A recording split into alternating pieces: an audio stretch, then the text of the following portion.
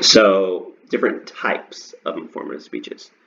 So when you submit the topic, I'm actually going to ask you what type of informative speech you've chosen. And some people get confused by that. But when I'm asking you what kind of type, I'm really asking you what kind of topic have you chosen, right? So there are objects and places, people and other living creatures, processes, events, ideas, and concepts. So objects and places. So I used to say you had to pick a local topic. And so local topics were mostly objects and places, right? So a hotel, right? MGM or New York, New York, right? Those are objects. And they're also places in the sense that they're places people go and visit.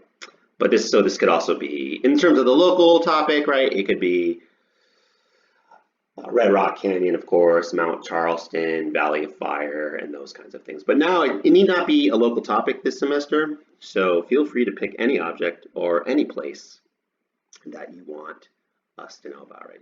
You could make an interesting speech on the history of duct tape, right? Any object or place that you want to talk about. And then also people and other living creatures. So people, of course, yeah, definitely could be a good speech as far as local people have had some good speeches on Bryce Harper, the baseball player, professional baseball player, who now plays for, where did he go? The Phillies. Yeah. Anyway, he actually played baseball at CSN, so it's kind of fun to hear a speech on him. He played at CSN for 1 year. But anyway, if there's any people that you want to talk about, or yeah, particularly one person, for all of these, you really want to pick one topic. Don't try to pick two.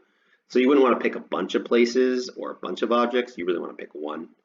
So you could do people, someone who interests you and you want to tell us all about their life. By all means, pick a person. And then you can also pick other living creatures, right? So the desert tortoise, the horned sheep, right? You could tell us all about those kinds of topics or any other living thing that might interest you. You could talk about breeds of pit bulls or anything living, right? It's interesting how they organize it. People and other living things would make a great topic. Processes are how-tos. Processes are the same as how-tos. So if you wanted to share with us how to do something or the steps of how to bake a cake, a certain kind of German chocolate cake or something like that, that would be a process. You can also demonstrate the process if it's easy, right? Or you could also just speak through that process. You're going to have to make a decision about that. But processes will definitely work. How to make,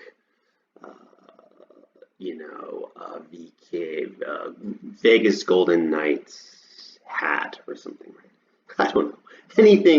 Any process that you want to share, that you know how to do, that you want to convey to the audience. Also, how to do a dance, how to make particular food will all work. So by all means, do a process. These are kind of fun. In some classes, they require a process, but I'm open to all these different types of informative speeches. So process will work good if you choose that. Then events. So when I used to do local events, people talked about the Renaissance Fair, Las Vegas Drift, which was like a car show, I believe. The MLK parade in January. Now, in these times of COVID, a lot of events are on hold, but you could talk about iHeartRadio, Life is Beautiful, the Electric Daisy Carnival. Those are all local, but any event that you want to talk about, by all means, would be a good topic. And then ideas and concepts. This is a little bit abstract, but they can make good informative speeches. I had a good speech when I did the local topics on sin. And so she was talking about like the three main sins that you could explore in Sin City. And she picked greed, lust, and gluttony, right? And like how these three But this concept of sin and these different types of sin could be explored in Las Vegas, and that was pretty good. I think you could also talk about something like homelessness, right, or crime.